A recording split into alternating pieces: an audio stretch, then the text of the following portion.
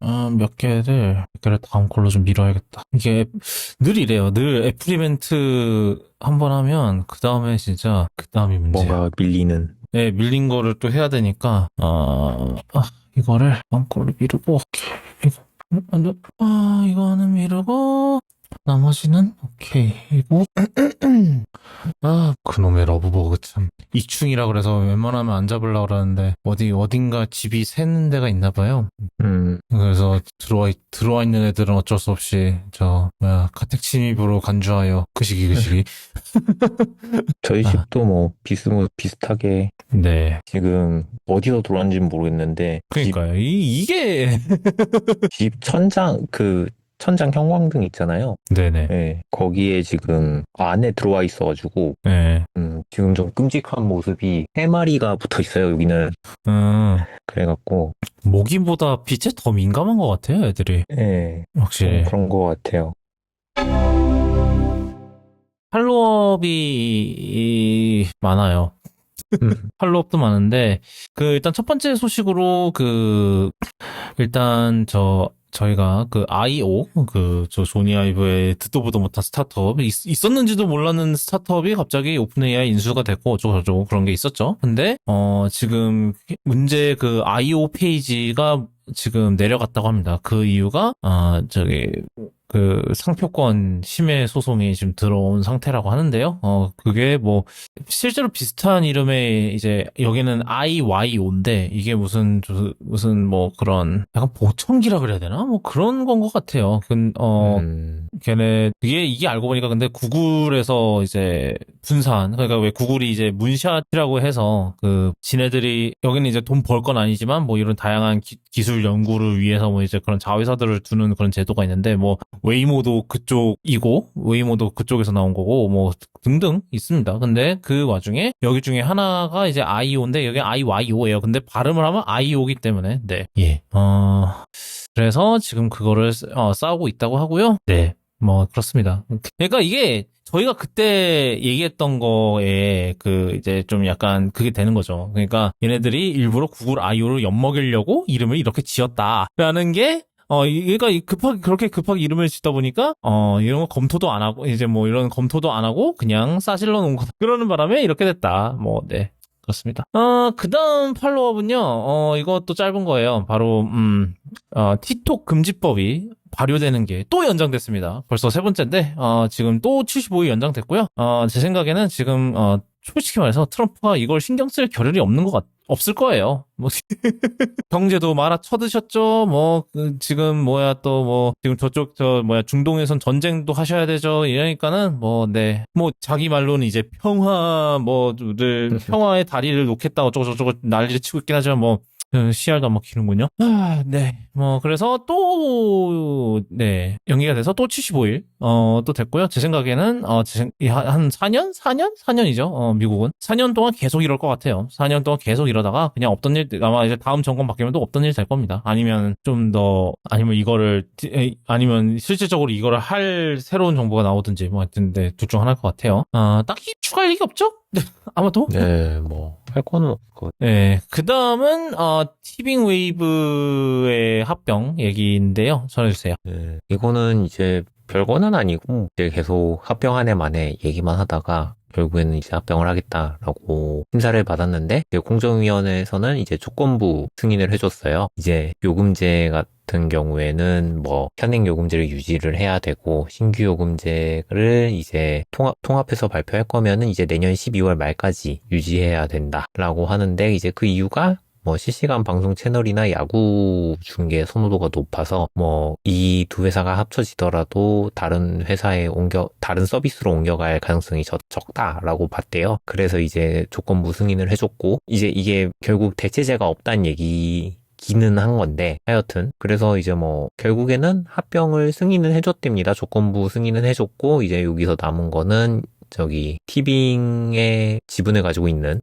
KT에서 동의를 해야 된다고 합니다. 근데 요거는 이제 좀 봐야 되긴 하는데 이번에 보니까 더블 요금제 나왔더라고요. 웨이브랑 티빙이랑. 그래서 이걸로 이제 요금제 나와서 요금제 하나 구독하면은 이제 계정 두 개가 동시에 이제 충전이 되는 뭐 그런 효과인데요. 요거는 지금 요금제 가격을 봤을 때 조금 조건들이 좀 특이해요. 티빙 웨이브 W 요금제 보면은 요금제가 4개거든요. 그래서 일단 슬림 요금제는 9,500원이고 이거는 이제 웨이브에서는 SBS를 볼 수 없고요. 티빙에서는 애플 TV 플러스 서비스나 뭐 기타 뭐 유료관 서비스는 볼 수가 없어요.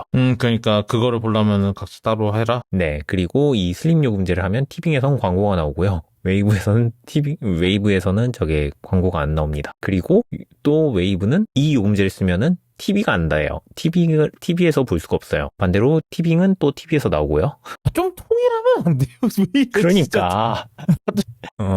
그 다음 요금제가 이제 13,000원짜리 더블 베이직인데 요거는 이제 애플 TV 플러스만 안 나오고 SBS만 안 나오고 요렇게 돼 있고요. 그 다음에 요거는 이제 TV 보는 것도 마찬가지로 웨이브는 TV를 못 봐요. 이제 요 요금제는 TV만 TV를 볼 수 있고요. 둘 다 이제 광고는 없습니다. 그리고 이제 스탠다드 요금제가 이제부터 통일이 되기 시작해서 고화질도 볼 수 있고 여기 똑같이 뭐 애플 TV 플러스랑 웨이브 SBS는 못 보고 뭐 그 다음에 뭐 기계 제한 없고요. 그 다음에 이제 프리미엄 요금제 같은 경우에는 이제 웨이브만 SBS를 못 보고 이제 SBS는 진짜 뭐가 있는 거예요? SBS는 요 넷플릭스랑 계약을 맞다. 해가지고 맞다. 넷플릭스에 그렇지. SBS관이 생겼어요. 그래가지고 왜 말을 해놓고 그게 뒤늦게 생각났네요. 그래서 최근에 보면은 꼬꼬무랑 이런 애들이 다 넷플릭스로 가긴 다 했죠. 들어가 있죠. 네, 맞네. 그리고 이제 뭐 동시 시청도 그렇고 조금 웃긴 게 그거예요. 광고 요금 아까 제일 처음에 말씀드렸던 제일 싼 요금제에서는 티빙 2대 동시 시청이 가능한데 베이징 요금제로 한 단계 올라간 요금제에서는 티빙을 한 대밖에 못 봐요. 이거 왜 이렇게 해놨는지 모르겠는데. 그러니까 이게 예전 그 계정들의 뭐 데이터 잔재들을 이렇게 합치다 보니까 제대로 뭔가 꼬인 것 같은. 이게 약간 만약에 제 생각엔 이거를 좀 급하게 내놓은 것 같은 느낌이 들어요. 지금 딱 봐도. 그러니까 만약에 제 생각에는 얘네들이 승인 날 거라고 생각을 못 했거나, 만약에 승인이 날 거라고 생각을 했으면 이 통합요금제를 좀 더 체계적으로 준비를 했을 텐데, 뭔가 이게 체계적으로 준비가 된 게 아닌 것 같은 약간. 네, 그런 것도 있고, 좀 앞뒤가 안 맞는 것도 있고, 사실 요금제 이거 내기 전에 그냥 앱을 합치는 게 더 빠르지 않았나 싶기는 한데, 아니면은 뭐 이제 컨텐츠를 주고받거나 하는 게 빨랐어야 되지 않나 싶기는 한데, 뭐 그런 것도 전혀 없었고, 정말 합쳐진다라는 뉴스가 이제 막 확 뜨니까, 너 좀 저어보자 하고 땡겼는데 이렇게 된 것 같다. 네, 그런 생각입니다. 저 같은 경우에는 이제 작년 말쯤에 연간 이용권을 끊어놨거든요. 그래가지고 티빙 연간 이용권을 끊어놔가지고 얘로 옮겨야 되겠다라고 해서 봤더니, 환불 안 해준다고 해갖고 남은 기간은 그냥 이제부터 요금 매달 내세요? 뭐 이런 식으로 나오길래 일단 좀 웨이브 굳이 안 보니까 일단은 안 옮겨 탔고요. 요금제 정책이 조금 이상하긴 한데 뭐 또 합쳐지면은 이거마저도 가격을 이거보다 더 높일까? 그런 생각은 들거든요. 얘보다는 낮춰야 돼. 당분간은 눈치 보여서 못 올리겠죠. 당분간은. 근데 모르지 또.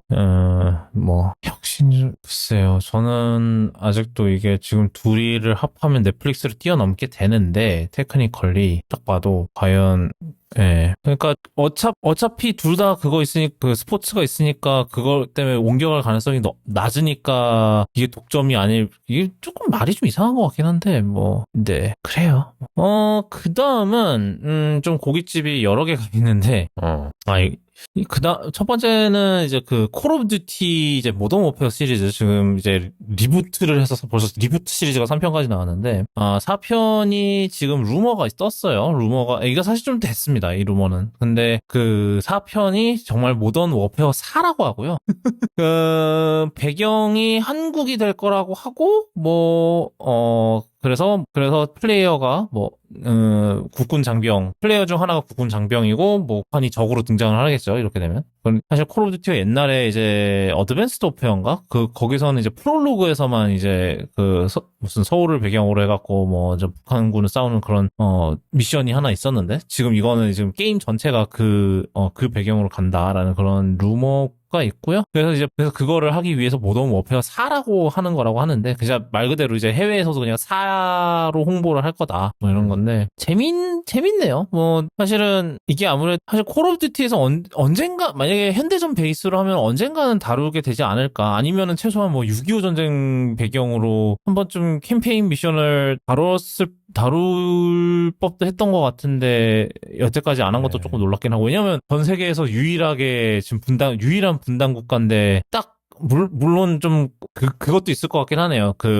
옛날 그 인터뷰 해킹 사건 이후로 그 김정은의 영린을 건드리기 싫었나? 아, 그럴 수도 있네요. 네. 그런데 뭐 이제 드디어 뭐 건드려 보는 약간 그런 건 것 같고요. 그 다음은 이거는 참 이게 벌써 1년 반 정도 됐죠, 이 사건이. 벌써 참 시간이 진짜 빠른데 네. 1년 반 전의 사건을 영화로 만든다고 하는데요. 예, 티덤님. 오픈 AI에서 이제 샘 알트만이 잘렸던 그 사건을 이제 영화화 하겠다라고 발표를 했어요. 왜지 싶기는 한데 하여튼 네. 주연은 앤드류 가필드랑 모니카 바바로 그 다음에 저기 유라 보리소프가 될 것 같아요. 감독은 루카 구아다니노 감독 그 콜미 바이 유어 네임 예, 감독이고요. 그리고 챌린저스랑 예. 그쵸. 최근에 챌린저스 감독했었고. 네. 그 다음에 요즘 개봉한 영화가 퀴어. 예, 우리나라 개봉했나요, 그거? 지금 개봉 중이에요. 아, 그렇군요. 그게 네. 데니얼 크레이그랑 나오는데. 네, 맞습니다. 예. 원래는 네. 이제 이 감독이 저기 DC에서 그 서전트 락을 촬영을 했어야 되는데 이게 연기가 돼갖고 시간이 비어서. 네, 시간이 비어서 그 사이에 영화 하나 더 만들자 이러고 이제 해가지고 아마존 MGM 스튜디오의 제작사가 맡았고요. 여기서 이제 나오는 거는 이제 뭐 자세한 거는 나오지 않았는데 그 CEO였던 샘 알트만이 잘리고 다시 복귀하는 그 내용까지 5일간의 드라마죠. 네, 5일간의 드라마인데 여기서도 앤드류 가필드는 잘리는군요. 네, 하여튼 이건 돌아온다는 게 차이기는 한데 예, 이거는 이제 소셜 네트워크. 소셜 네트워크도 소식이 있었지? 뭐. 네, 간단하게 지금 여기 드리면은 소셜 네트워크도 파트 2를 만든답니다. 아이고. 예, 아론 소킨이 또 각본을 쓴다고 하고요. 뭐 감독도 한다 그랬던 것 같기도 하고. 뭐 근데 아직은 제시 아이젠버그가 과연 저커버그로 돌아올지는 조금 미지수라고 하는데 내용을 뭘로 할까요? 할 만한 게 뭐가 있을까요? 지금 관점에서 봤을 때는 그 청문회 나갔던 거? 청문회 나갔던 거 정도인데 네. 근데 이제 그때까지 뭐 이렇게 큰 드라마가 없었잖아요. 지금 뭐 이 소셜 네트워크는 그 마크 저커버그의 초창기 때 드라마가 그죠. 있었잖아요. 뭐 페이스북, 이제 뭐 친구들끼리 뭐 인스타그램 사가지고 지금 뭐 독점 주기네 뭐 안에 하는 거 그런 거 하나? 그럴 수도 있고, 예. 네. 그래서, 왜? 하는진 모르겠지만, 네, 또 한답니다. 이게 이게 무슨, 이런, 뭐, 소셜 네트워크로 전기 영화라고 하긴 조금 애매하긴 한데, 이런 영화를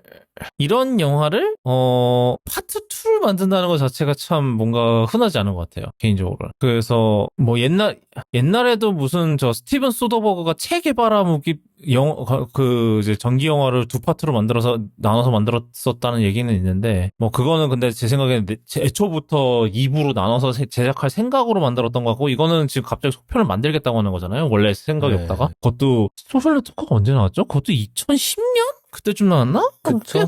꽤 2010년쯤 오래됐죠? 나왔죠. 예. 네. 그러니까. 지금의 저커버그는 어떻게 사는가 15주년 기념판 뭐 이런 건가?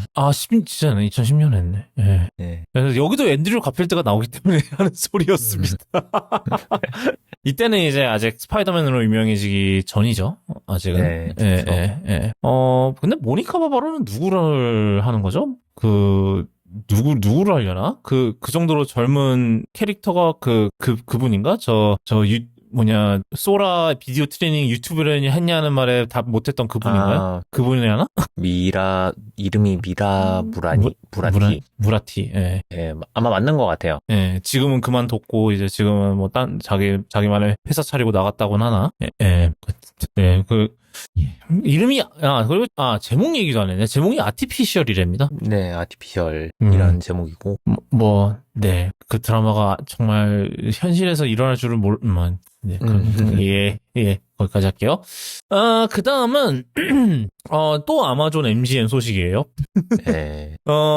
다음 007 영화의 감독이 결정이 됐다고 발표가 났어요. 일단은, 저희가 간단하게 설명을 해드리면, 여태까지 노 타임 투 다이 이후로 007 영화가 없었던 이유가 일단은 그동안 아마존이 MGM 스튜디오를 샀고요. 근데 이거를 샀다고 해서 이제 아마존이 007 시리즈의 창작권을 완전히 컨트롤을 못하는 상황이었는데, 왜냐하면 그거는 이제 시리즈 제작자인 바바라 브로콜리 씨와 그다음에 마이클 G 윌슨이 아직 가지고 있었고, 이제 둘은 굉장히 첨예하게 갈등을 했다. 왜냐하면 아마존은 007을 갖고 스피노프도 만들고 싶고 TV 모시기도 만들고 싶고 한데 바바라 브로콜리가 그거를 멍청한 짓을 하면서 다 막고 있었는데, 이제 결론적으로는 아마존이 쇼미더머니를 치셨어요. 우리가 10억 달러 줄 테니까 그냥 손 떼시는 건 어떠세요? 라고 해서 그걸 받아들여서 손을 뗐습니다. 그래서 아마존이 드디어 창작권을 다 가져왔고, 이 와중에 그럼 이제 곧바로 다음 영화 제작을 착수를 해야 되기 때문에, 열심히 이제 감독을 서치를 한 결과, 이제 드니 빌레브, 그러니까, 현재로서는 듄 2부작으로 유명하신, 드니 빌레브가 감독을 맡게 됩니다. 그 외에 누가 각본을 쓸 거고, 그 다음에 무엇보다도 중요한 누가 이제 제임스 본드를 하게 될 건지는 아직도 발표가 안 났다고 하는데, 그 이유는 루머에 따르면은 각본이 나와야지 캐스팅 작업을 할 거다라는 얘기가 있습니다. 뭐네? 어디보단 낫네요. 어디였죠, 그거? 저희 영화 촬영하면서 각본 쓰는 데가 있습니다. 저희 어디, DC요? DC였나? 마블이요. 마블이요? 마블이요. 그래요. 네. 그래, 근데 이건 근데 루머긴 하니까. 왜냐면, 저희가 얘기했나요?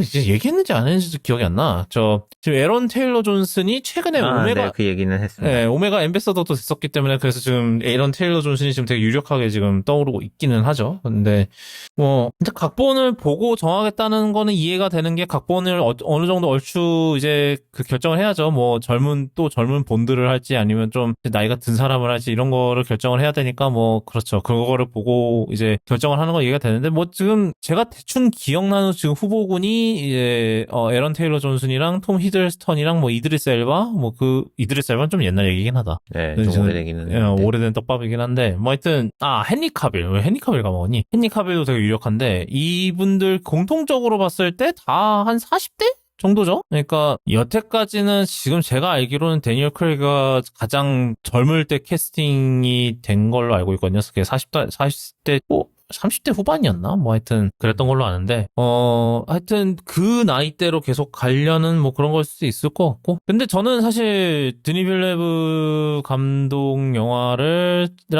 좋아하지 않는다기보다는 저랑 안 맞는 것 같아요. 이분 거는. 그 옛날에 컨택트, 그러니까 해외 개봉명은 어라이벌이었는데 왜 컨택트라는 이름을 바꿨는지 모르겠지만, 그 옛날 영화 중에 컨택트라는 있었죠. 제목으로, 그 조디 포스터 나오는 거. 예. 그거 따라서 봤다고 들었습니다. 왜 그런 짓을 했냐는 거죠. 저도 왜 굳이 그거를 끄집어내서 그 연관점을 짓고 싶은 거죠, 하여튼. 왜냐면 걔는 얘는 컨택트 아니에요? 그쵸. 근데 이제 어라이벌로 나왔을 때 뭔가 안 맞는다라고 생각을 했겠죠? 이게 옛날에 그 썰 있잖아요. 투모로우가 원래 원제는 The Day After Tomorrow인데, 그쵸. 이게 진짜예요? 근데 이게. 네, 맞아요. 그 이유가, 투모로우로 바꾼 이유가 원래 The Day After Tomorrow는 이제 번역하면 내일 모레인데, 내일 모레라고 하면은, 경각심을 못 느낄까봐 내일로 바꿨다. 너무 길어서 아니었을까 싶긴 한데. 그럴 수도 있는데, 일단은 그런 썰이 있습니다.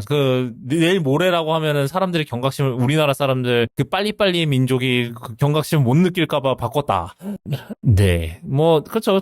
너무 길어서 쓸 수도 있고, 둘 다, 이게 사실은 The Day After Tomorrow라는 그 제목 자체가, 약간 멀어 보이지만 그렇게 멀지 않은 미래에 벌어질 수 있는 일이다라는 뜻인 거잖아요, 사실은.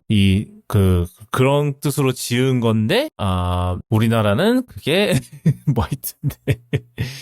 하여튼, 그래서, 어쩌다 얘기가 됐죠. 또 시작이네, 이거. 그 컨택트 얘기하다 여기까지 왔다. 네네. 저는 그 컨택트도 제 취향이 좀 안 맞았었고, 모르겠어요. 다들 명작이라고 그러는데, 제가 이제 본 지가 오래돼서, 그때 영화관 한 번 보고 안 봤으니까, 그때 되게 은근히 기대를 많이 했던 영화였거든요. 근데 되게 실망해서 나왔어요. 아마, 왠진 모르겠는데, 뭔가 굉장히 기억이 잘 안 나요. 왜 실망했었는지 기억이 안 나는데, 되게 실망해서 나왔던 기억이 있고, 듀는 파트 1을 보다가 이렇게 이렇게 이 속편을 위한 상차림이 이렇게도 못할 수 있구나라는 생각이 들면서 파트 2를 안 봤어요. 아하. 너무 그러니까 모르겠어요. 파트 1이랑 파트 2를 좀 이어서 보면 조금 이해가 좀 나으려나 싶기는 한데, 이게 되게 뭐랄까 파트 1이랑 파트 2를 잘 나눠서 만드는 영화들도 있잖아요. 근데 얘는 뭔가 영화가 그냥 2시간, 거의 3시간 가까이 되는데, 그 3시간 내내 그냥 서막만 하다가 끝난? 약간 그런 느낌이라서, 물론 중간에 뭐, 누굽니까? 아트레디스라 그래야 되나? 아트레이디스. 아트레이디스 가문이 이제 침략 전쟁을 하고 몰락하고 그런 좀 볼거리가 조금 있긴 하지만, 그 전반적인 부분이 좀 지루했고, 그래서, 이 아저씨는 나랑 안 맞는구나, 라는 생각을 했었어요. 그런데, 이 아저씨가 007을 맡으면은, 어떨지 궁금하긴 해요. 근데 제가 좋아할지는 모르겠네요. 저도 드니 빌레브는 좀 긴 영화들 위주로만 나오니까. 그쵸. 네. 듄도 그렇고, 그 이전에 뭐 프리즈너스도 그랬고, 좀 긴 영화들 위주로 만들어가지고, 이게 007도 길어지는 거 아닌가 싶기는 한데, 일단은 나와봐야 알 것 같기는 한 것이, 듄은 또 저는 그냥 적당히 봤거든요. 그래서, 근데 듄이 이제 007이 듄처럼 이렇게 된다면은 싶을 것 같긴 해요. 그러니까요. 이게 영상미는 좋게, 근데 노타임 스타일도 영상미는 좋았는데 하여튼 그랬는데 하여튼 저는 좀 관망이라고 해야 될까요? 약간 좀 그런 느낌이기는 해요. 근데 일단은 결정은 됐다고 하니까. 근데 이게 결정이 됐다고 하지만 이제 여러 요인으로 이분이 이제 최종 골인을 한다는 보장은 없죠. 결승점까지 도달한다는 보장은 없죠. 실제로 노타임 투다도 원래 데니 보일이 맡기로 했다가 이제 견해 차이로 이제 하차를 하고 이제 캐리 후쿠나가가 이어받아서 이제 지금의 노타임 투다이를 만든 건데, 그러니까는 네, 충분히 중간에 하차할 수 있습니다. 네. 아까 그 루머에 따르면은 빌레브가 파이널 컷이 없다고 해요. 그 말인즉슨 감독이 최종 이제 편집 결정권이 없다는 것은 이제 아마존이 최종 편집 결정권을 갖고 있을 거다라는 얘기가 되는데, 네. 논란이 했다라면 이제 바로 이제 하차했겠죠. 네. 네. 그 다음은 좀 재밌는 거예요. 이거는, 이제 재밌는 소식인데 2가지입니다. 이제 닐슨에서 발표한 자료인데, 이 닐슨에서 발표한 자료 중에 2가지 부분이 좀 흥미로운 게, 하나는, 미국에서 스트리밍 시청률이 이제 TV의 시청률을 뛰어넘었다. 처음으로. 그러니까 0.4% 정도 차이긴 한데 44.8이랑 44.4였나 2였나 그 정도 차이긴 한데 그거를 스트리밍이 드디어 이번에 제쳤다. 일반 TV를 제쳤다. 우리나라는 아직 데이터를 나온 게 없어서 잘 모르겠지만 우리는 이미 예전역에 제치지 않았을까요? 그랬을 것 같아요. 네, 당장 저희만 워낙에 애초부터 TV 방송보단 다운로드를 먼저 많이 하던 분들이기 때문에. 그렇구나. 참 암흑의 시대였죠. 네, 그쵸. 말 그대로 암흑의 경로, 어둠의 경로를 찾아 헤매는 암흑의 시대였죠. 정말로. 예, 그랬네. 우리나라는 더 그랬구나 생각해보니까. 네, 그랬을 것 같군요. 네, 그래서 우린 미국에서 처음으로 갔다고 하고요. 그 다음에 또 다른 소식으로는 이제 미국인들이 뉴스를 소비하는 패턴에 대한 얘기인데, 우리 옛날에는 뉴스를 보려면 신문을 보거나 TV를 보거나 TV 9시 뉴스, 뉴스데스크 이런 거, 뉴스데스크는 아직도 있긴 하지만 이런 걸 많이 봤었는데, 이제는 소셜 미디어가 뉴스를 가장 많이 소비하는 방법으로 이제 소셜 미디어가 이제 1위가 됐다. 예, 라는 소식이에요. 이게 약간 일장일단인 것 같아요. 일단은 뭐 물론 뉴스데스크 같은 거는 그날 하루 동안 있었던 일을 이제 나중에 보여주는 거니까 이제 그게 좀 적당하진 않을 수 있죠. 그 이제 뭐라 그러니 시의성 이런 게 뒤떨어지긴 수는 있죠. 뭐 특히 요즘 시대 같은 경우는 몇 시간 사이에 많은 일이 일어날 수 있기 때문에 특히 옛날에 저희 내란 사태 때 계엄 사태 때 자고 일어났더니 아하. 라는 말이 진짜 그럴 상황이었기 때문에 계엄 시작했다, 계엄 끝났다. 네, 계엄 네. 시작했다, 계엄 끝났다, 근데, 그러니까는 뭐, 그때를 생각하면은 사실, TV가 확실히 이제 그런 면에서는 좀 불리하지 않나? 라는 생각이 드는데, 이제 역설적으로 보면은 이 신속성 때문에 이제 확인되지 않은 뉴스들이 이제 빠르게 퍼진다는 거죠. 그 문제가 또 있고, 참 복잡 미묘한 그런 건 것 같아요. 네. 하여튼 뭐 되게 그래도 기념비적인 사건인 것 같아요. 이제 스트리밍이 그러면 이제 그게 역설적으로 뭐냐면은 이제 이런 TV 광고나 이런 걸로 돌아가는 이 산업에 이제 그것도 다 뒤집혀진다는 뜻이 되기도 하니까. 그래서 물론 이제 이미 광고는 사실 뭐 TV보다는 소셜로 이미 넘어간 상태이긴 했지만 이게 또 좀 이제 TV는 앞으로 좀 그런 이제 일반적인 그런 방송 TV 같은 경우는 좀 확실히 시간이 갈수록 내려갈 것 같아요, 점점. 예. 아까 잠깐 그 티빙이랑 웨이브 얘기를 했었는데 그 얘기도 있더라고요. 굳이 이거를 합쳐도 상관이 넷플릭스를 이기고 있다라고 생각을 하는 지금 TV랑 웨이브가 합쳐지면 넷플릭스보다 커진다라는 얘기가 있는데 이게 뭐 부정 경쟁이라고 생각하지 않는 이유 중에 하나가 넷플릭스는 어차피 사람들이 컨텐츠를 보고 들어가고 TV랑 웨이브는 실시간 TV를 틀어놓으러 들어간다는 그런 얘기를 누군가가 했더라고요. 그럼 실시간 TV에서 얘네들이 독점을 하는 거죠. 역설적으로. 그러니까. 뭔가 말이 다른데? 네, 그래서 이제 둘의 영역이 다르다 뭐 이런 식으로 얘기를 하더라고요. 그러다 보면은 결국 승자는 유튜브가 되는 거 아닌가 뭐 그런 생각도 들고 이제 한국에서는 확실히 유튜브가 이거를 다 제치지 않을까 하는 생각은 요즘 들더라고요. 그냥 사람들이 쇼츠 보고 뭐 인스타 보고 하는 거 보면은 그냥 진짜 집에 TV 하나 놓듯이 그냥 계정 하나 걸어놓는 수준이 되는 거고 나머지는 다 유튜브 보지 않을까 하는 생각도 들기는 해요. 그 다음 소식으로 넘어가도록 하겠습니다. 소식은 아니구나. 간단하게 얘기해볼게요. 저희 둘 다, 사실은 저희 녹음일 기준으로 어제 이제 오징어 게임 이제 시즌3가 나와서 아주 난리가 났는데, 뭐 난리까지는 아닌 것 같고, 전반적으로 평을 보니까 굉장히 좋진 않더라고요. 예. 열심히 후속작 만들려고, 아니, 애는 스피노프. 네, 스피노프 하겠다고 애는 썼는데, 예. 그렇구나. 그러니까 좀 이게 원래 이렇게 커질 세계관이 아니었는데 이제 억지로 세계관을 키우려다 보니까 약간 뭐 그런 것도 있는 것 같고 네. 그리고 이거를 키워야 되니까 이제 이 두 사람의 둘 중에 승자가 누구인지가 너무 빤했던 것도 있는 것 같아요. 만약에 스포일러인데 얘기해도 되나? 아니, 전 다 봤어요. 저도 이미 얘기는 다 들어서. 아니, 그러니까. 이제 뭐, 스포일러 얘기할게요. 하고 가는데. 아니, 이제 딱 이정재하고 이병헌하고. 근데 만약에 스핀오프를 하고 싶으면 오징어 게임이 계속 있어야 되는 거잖아요. 근데 이 그러니까 성기훈의 목적은 이 오징어 게임을 없애는 건데, 만약에 스핀오프를 만들고 싶으면 이거 이기겠냐고. 이길 수 있겠냐고. 말이 안 됐잖아. 그래서 한국 지부만 없애는 걸로 끝냈잖아요. 없애긴 했어요? 없애긴 했구나. 좀 터뜨렸잖아요.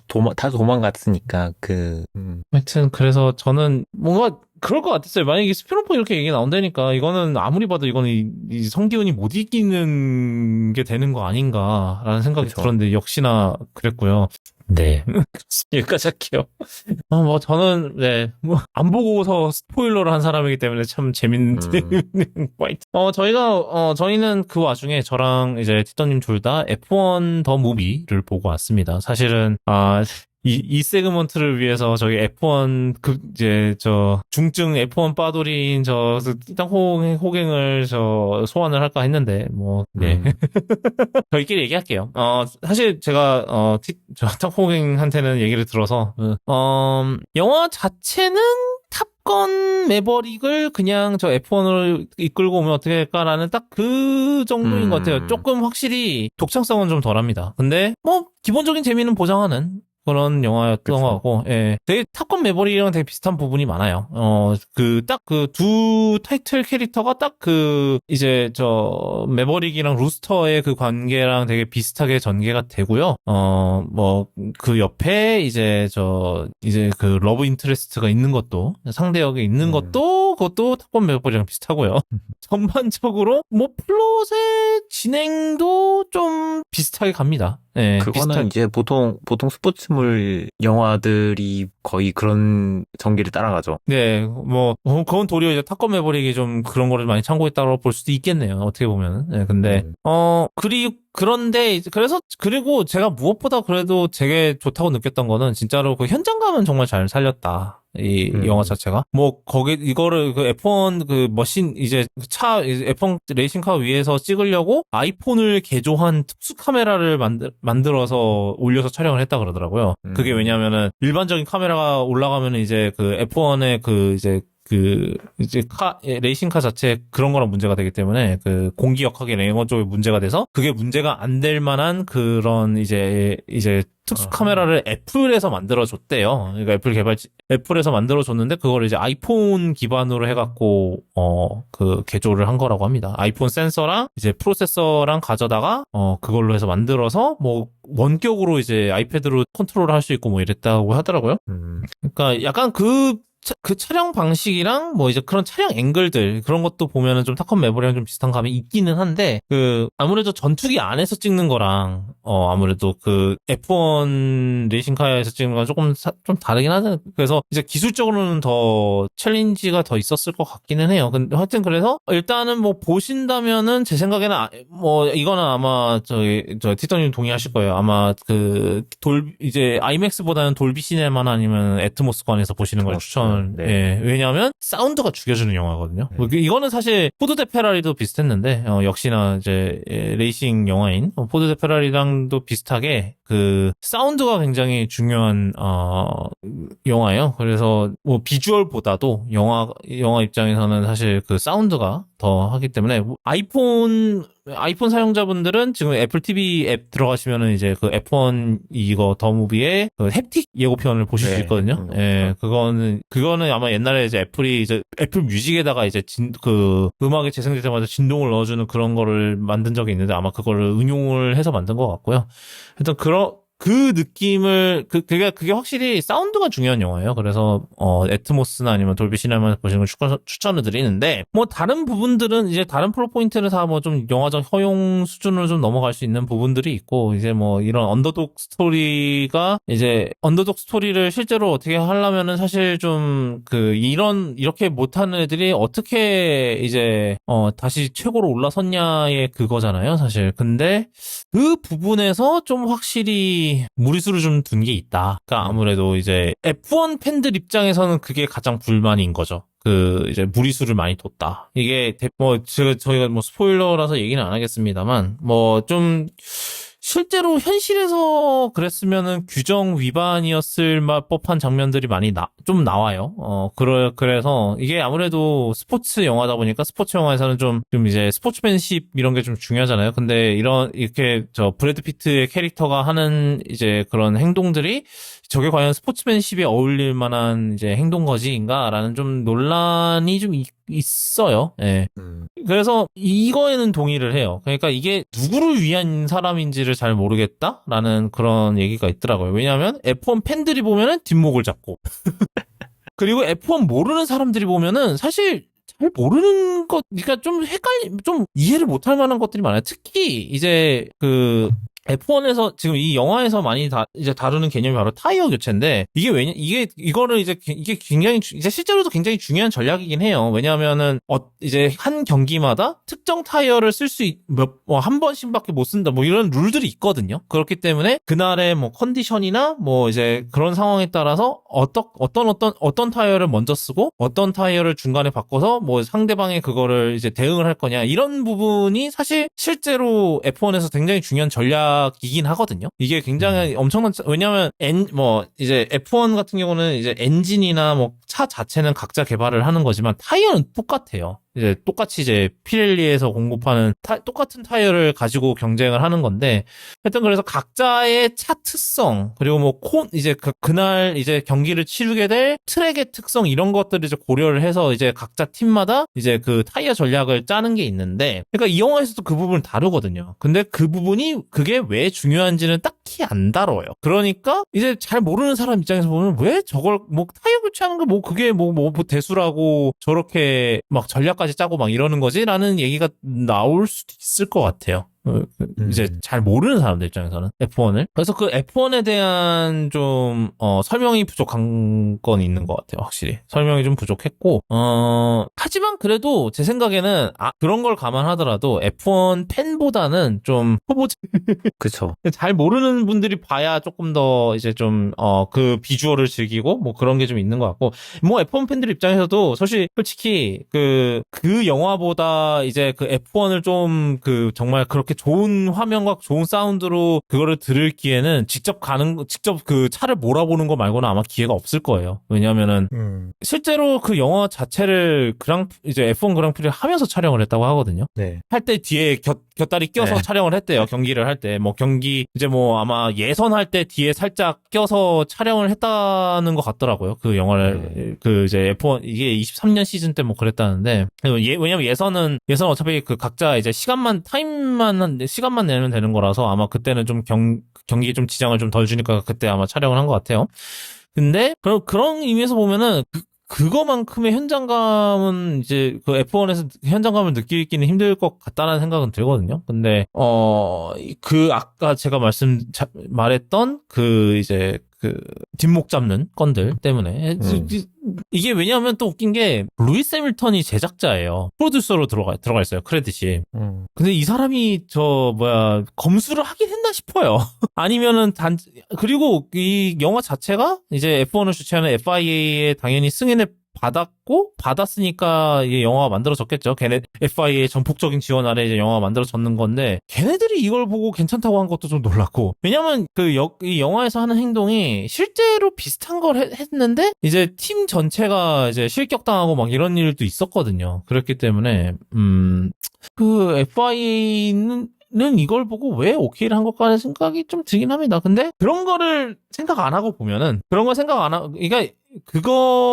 보통 이제 영화의 그 이제 개연성의 법칙에서는 그 이제 원칙이 하나 있대요. 바로 하나만 이제 믿게 해야 된다라는 그런 게 있는데, 이게 무슨 소리냐면, 그러니까 뭔가 이제 그 영화에서 플롯상에서 이제 가정이나 이런 이제 설정을 이제 할 때 딱 하나만 이제 영화를 보고 있는 사람한테 딱 하나만 납득을 시키면은 딱 하나만 납득을 시킬 수 있다는 거예요. 그러니까 뭔가 좀 무리수스러운 설정이나 뭐 전개나 이런 거를 할 때 딱 한 번만 이제 관람객에게 납득을 시킬 수 있다. 그 이상으로 여러 번 하기 시작하면은 이제 이 관람하는 사람들이 이게 개연성이 없는 영화라고 생각을 할 거다라는 그런 암묵적인 룰이 있대요. 근데 F1은 그 하나를 빼면은 잘 만든 영화예요. 잘 만든 것 같아요.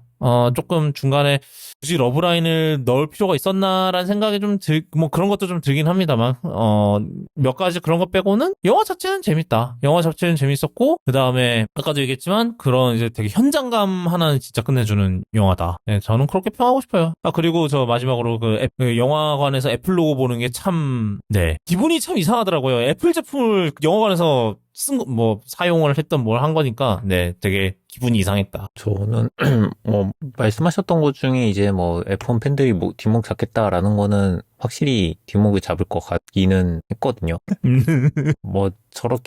이렇게 해도 우린 이기는 거야. 이거 살짝 그 라이엇 게임에서나 보던 그런 전개여가지고 그렇긴 한데, 애플이 F1 중계권을 샀나요? 저 정확하게 기억이 안 나가지고. 아니에요. 아닐 거예요. 살려고만 했었죠. 네, 아마 네. 시도는 했을 거예요. 우리나라에서는 지금 쿠팡이 갖고 있고. 그래서 제 기억에 이게 샀던 것 같진 않은데 엄청 돈을 쓰려고 했던 것 같다고는 기억이 나거든요. 근데 안 팔렸구나.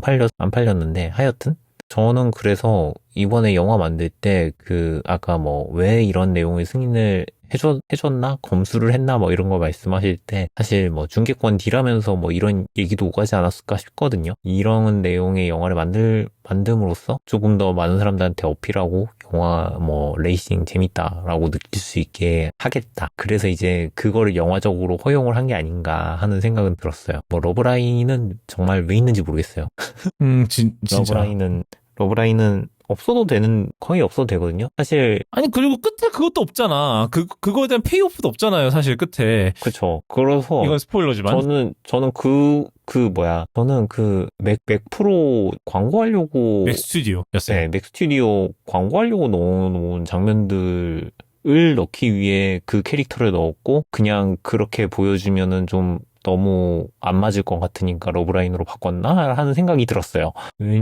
보시면 이제 막 애플 제품들이 엄청 깔려있는 장면을 배경으로 이제 연구를 하잖아요. 연구를 하는 곳에 레이서가 찾아갈 이유가 정말 딱 차 바꿔줘. 이거 말고는 없는데, 차 바꿔줘 하러 가면서 계속 그 이야기가 나오려면 사실 맡겨놓고 아무 생각 안 하다가 차 나왔어요 하면은 네 나오니까 어떻게든 접점을 만들기 위해 러브라인을 넣은 게 아닌가 하는 생각이 들었고, 그리고 그거 생각도 들었어요. 이제 막 1인칭 시점이 되게 많이 나오는데 보통 레이싱 영화 하면 1인칭 시점이 많이 나오는 건 맞으니까. 근데 이제 사운드가 엄청 좋았잖아요. 제가 애트모스에서 봤는데 중간에 이제 브래드 피트가 엄청 집중해서 레이싱에 몰입하는 순간이 있는데, 그때 이제 막 숨소리가 정말 뒤에서 어떤 사람이 한숨 쉬는 것처럼 들리는 거예요. 그래서 와 사운드 좋다 이러고 이제 막 봤었는데, 그걸 보고 난 다음에 이거 이제 비전 프로랑 저기 에어팟 맥스 끼고 보면은 뭐 이제 공간 그걸로 하면 해가지고 어마어마하겠는데 하는 생각과 아마 함께 비전 프로파는 뭔가 중간중간에 좀 이머시브 그거를 좀 넣을 것 그쵸. 같아요. 이머시브 그런 장면을 거 좀 넣을 넣을 것 것 같긴 같아요. 해요. 예. 지금 제가 듣기로는 그 스크린X도 촬영을 했다고 들었거든요. 아이맥스로도 촬영을 하고 아마 스크린X로도 그것도 이머시브 포맷으로 찍은 다음에 그냥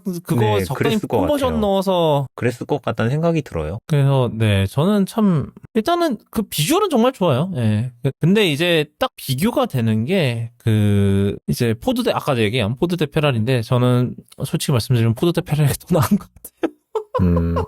저도 포드 페라리가 낫기는 해요. 네. 근데 이제 사운드 쪽에서는 이쪽이 조금 더 좋았다? F1이 조금 더 좋았다? 좀 약간 다르긴 하죠. 거기는 좀 더 날 것의 사운드긴 하거든요. 포드 대 페라리는 왜냐하면 옛날 배경이니까 1960년대가 배경이니까 그 V8의 소리와 그다음에 특히 저는 그 포드 대 페라리 때는 굉장히 인상적이었던 게 기어를 바꿀 때 덜커덕하는 소리가 다 들리거든요. 그래서 그거가 굉장히 인상 깊었던 기억이 나요. 그 포드 대 페라리는 언제 한번 다시 봐야겠다. 그래서 저는 근데 그거를 생각해서라도 네 F1 잘 만들긴 했어요. 그거 하나가 좀 심각하긴 한데 이제 F1 이제 저희 땅콩고기 뒷목잡이 잡는 소리가 저 멀리서 들려오기는 하는데 네 잘 만들긴 했습니다. 영화 자체는 그것도 사실 좀 그렇긴 해요. 굳이 그렇게까지 꼭 그렇게 더티 플레이하는 걸로 해서 그렇게 했어야 됐을까라는 생각이 좀 들기는 하는데, 예, 지금 때마침 뉴스가 하나 더 있네요. 뭐죠? 애플이 아까 아까 말씀하신 카메라를 F1 중계 전격 지원하려고 협의 중이라고 합니다. 안 그래도 제가 그 얘기를 하려고 그랬거든요. 얘네들이 이거 만들어갖고 F1한테 공급해갖고 이제 왜냐하면 F1 경기 때도 이제 대시캠 이런 게 다 있어요. 이제 각자 그 선수 그런 거 캠을 하는 게 있다는데 역시 해주는 거 역시 이걸 언젠가 왜냐하면 얘네들이 이거 이제 F1 그 공기 역학 그런 것까지 다 고려해서 만들었다 그랬거든요. 그러니까 얘네들이 나중에 이거 F1에 공급하려는 거 아니야 이랬는데 진짜네. 지금 협의 중이라고 기사가 있네요. 이제 이러면서 자연스럽게 중계권도 하나 할 것 같은. 네. 그거 네 한번 넣어주실래요? 그 링크. 네 링크 드릴게요. 네, 참 궁예 엄청난 궁예였다. 네. 최소한 F1 팬들이 얻는 건 있네요. 다행히도 얻는 게 잃은 게 아주 없진 않네. 네. 하여튼 네 한번 보세요. 영화는 재밌습니다. 제 생각에 애플이 엄청나게 지금 홍보를 하고 있는데 실제로 엄청나게 욕 먹었어요. 왜냐하면 미국에서 이제 지갑앱에다가 광고를 띄운 거예요. 팬댕고로 예매하면 10% 할인 어쩌고저쩌고를. 어디랑 비슷한 짓을 하셨네. 예, 요즘 안 그래도 좀 민감해 죽겠는데. 그쵸. 그래서 지금 그것 때문에 또 엄청나게 욕을 드시 처먹고 계신데. 근데 애플 입장에서는 아마 제가 알기로는 애플 오리지널 영화 중에서 돈을 가장 많이 들인 영화일 거예요. F1이. 그러니까는 얘네 입장에서는 그렇게 욕을 먹더라도 해야 되는 거죠. 그거를, 홍보를. 뭐 대충해서 아마 영화 제작비가 정확하게는 알려지지 않았는데, 뭐 대충 예상하기로는 손익분기점이 6억 달러 정도라고 하더라고요. 그래서 뭐, 그밖엔 해야 되는데, 하여튼, 네. 하여튼, 예, 뭐, 재밌습니다. 한번 보세요. 예.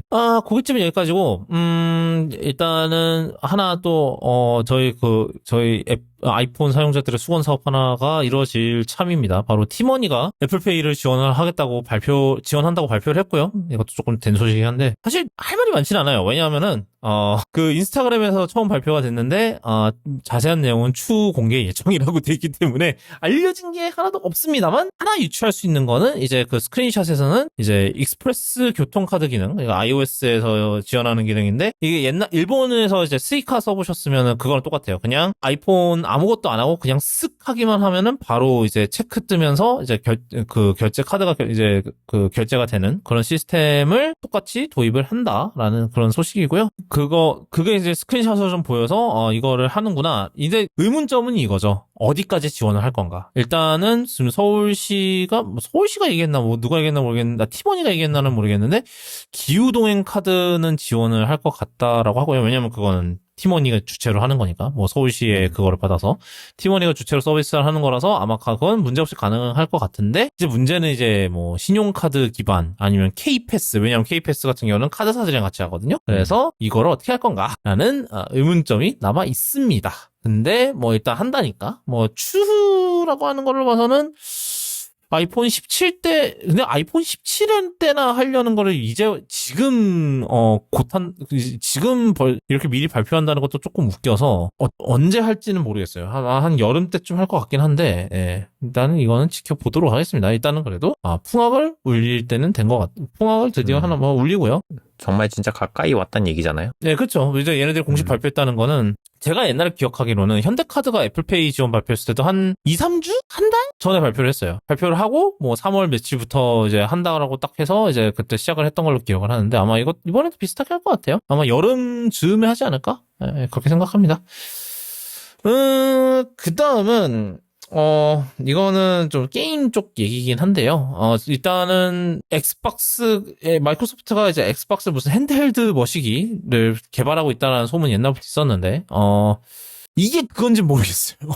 마이크로소프트가 이제 에이서스의 이제 그 LI라고 하는 이제 핸드헬드 이제 그 게임기, 그러니까 핸드헬드 이제 게임용 UMPC가 있는데, 이거를 이거에 이제 엑스박스 버전을 발표를 한 거거든요. 근데 이 엑스박스 버전은 무슨 차이냐? 바로 이제 게임 런처가 들어가 있어요. 그러니까 이제 이러한 이제 윈도우 기반의 이전 핸드헬드 이제 게임 UMPC들의 문제들이 뭐였냐면은, 윈도우 UI가 너무 개떡이다. 왜냐하면 뭐 런처 같은 게 없어서 그냥 그 폰톱으로 스타트 뭐 시작 누르고 뭐 해갖고 그렇게 해서 게임을 틀어야 했거든요. 그래서 UI가 굉장히 안 좋았는데, 이번에 이제 그거를 통해서 이제 LI를 통해서 이제 그 문제를 해결하겠다. 그러니까 윈도우에 이제 그 액박 런처를 얹은 버전이 바로 얘네들이고요. 뭐 제가 듣기로는 마이크로소프트가 이 런처들은 나중에 다른 곳에서 돌릴 수 있게끔 제공을 할 거라고 하기는 합니다. 근데 일단은 얘네들이 먼저 탑재를 하는 거고요. 근데 여기서 맹점이 하나 있습니다. 얘네들은 엑스박스 게임은 못 돌려요. 근데 왜 엑스박스야? 그러니까 엑스박스 게임을 돌릴 수는 있어요. 어떻게 돌리냐? 스트리밍으로. 예. 아마 제 생각에는 UMPC의 한계에 다다른 게 아닌가 싶기는 해요. 요즘 스팀덱에서 게임하는 것도 보면은 요즘 게임들은 최적화가 잘 안 되거든요. 그래서 이제 처음에 이제 스팀덱 나왔을 때는 막 AA급도 이제 최적화가 돼서 돌아간다. 이게 거의 셀링 포인트여가지고 사람들이 사기는 했었는데, 이제는 게임들이 안 돌아가거든요. 여기에 사양을 맞춰서 하려면 이제 계속 최신 버전을 사야 되거나 하는데, 그러면은 결국에는 방법이 스트리밍밖에 안 남아요.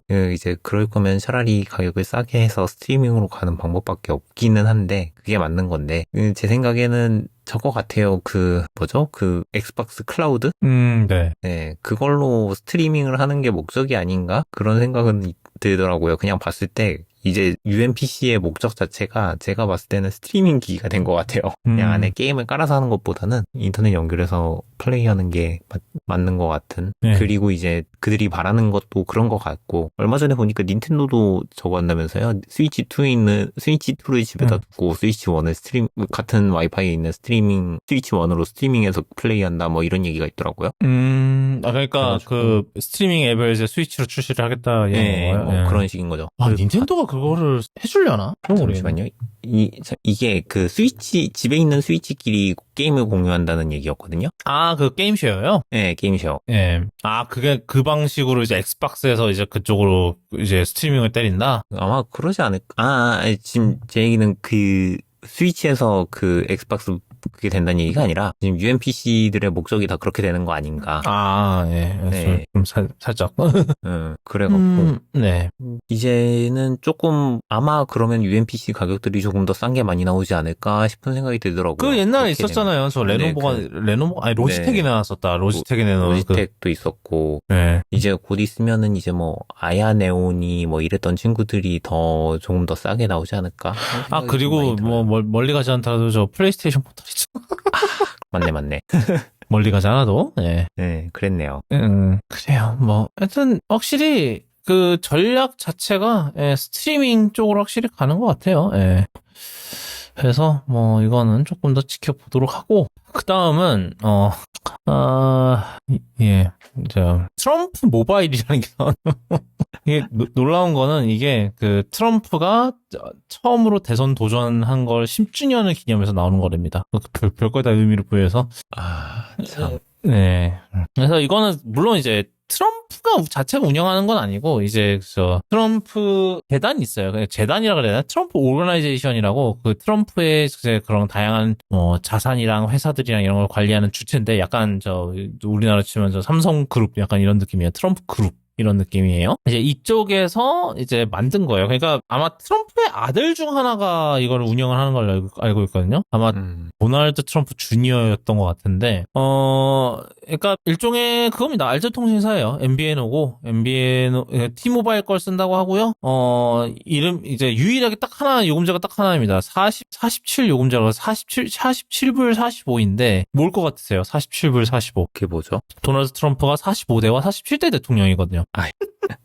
아, 이럴 거면 그냥 45불 47전으로 하지 왜 47불 45야? 뭐 하여튼. 더 비싸게 하려고. 예. 하여튼 그래서. 2달러라도 비싸게. 근데 이게, 생각보다 그렇게 경쟁력이 좋은 편은 아니라고 하고요. 그쵸. 네. 무제한 데이터와 뭐 문자와 통화긴 한데. 거긴 그래도 양심이 있다. 왜요? 우리나라에도 그 정치에 많이 얽히신 분이 그 알뜰폰 하는 분이 있잖아요. 아, 그래요? 네. 그랬나? 정광훈 목사라고. 아, 그래요? 몰랐네? 그 유명해요. 그 알뜰폰 사업을 해가지고, 저거예요. 교회에서 단체로 가입시키고. great. 그것도 예. 진짜 몰랐네? 아이씨, 왜 우리나라가 왜 모든 걸 앞서냐고요. 왜 그런 것까지 앞서. 저 이거 보자마자 그 생각이 나가지고, 그게 네. 고대 하신 얘기가 그 얘기였군요. 네, 그래갖고, 네. 심지어는 여기 있는 요금제도 기부금이라는 요금제가 있었어요. 예? 네. 통신사 이동하고, 월 요금도 받고, 기부금도 받는. 네. 그런 좋은, 회사한테 좋은 그런 요금제를 운영을 했어요. 혹시 걔네 그렇게 세금 피하나요? 종교단체라고 그러면서? 이거는 못 피할 거예요, 아마. 네, 이거는 사업이니까. 사업자 등록을 따로 한 걸로 알고 있어가지고, 요금제가 여기 있다. 요금제 정보. 여기는 또 모바일 이름이 퍼스트 모바일입니다. 퍼스트 모바일. 네, 100기가 요금제를 사용하면은 65,000원이고요. 네, 그다음에 누가 여기서 적어놨네요. KT에서도 100기가의 요금제를 제공하는 LTE 다이렉트 요금제는 45,000원이다라고 적어놓고, 그다음에 110기가를 제공하는 비디오 플러스 요금제가 있는데, 퍼스트 모바일은 69,000원이다. 아니구나. 비디오 플러스는 KT 요금제네요. 69,000원인데 4,000원 차이다. 이렇게 써있고. 그다음에 여기 퍼스트 모바일의 시니어 요금제 2기가는 14,300원이래요. 하지만 저기 KT 엠모바일에서 제공하는 시니어 안심 2GB 요금제는 8,500원입니다. 2배인 거죠. 그리고 이제 가장 헌금성 짙은 요금제는 퍼스트 기부 10이다. 퍼스트 기브 10은 월 LTE 데이터 3기가를 제공하는 요금제로 38,000원이다. 그, 네. 10은 그건가? 11조인가? 뭐 그런 거겠죠 아마? 네. 예. 참고로 KT M모바일에서 월 4.5기가 데이터를 제공하는 요금제는 8,800원이다. 3만 원을 떼간다 이 얘기. 그러네, 맞네. 아, 예.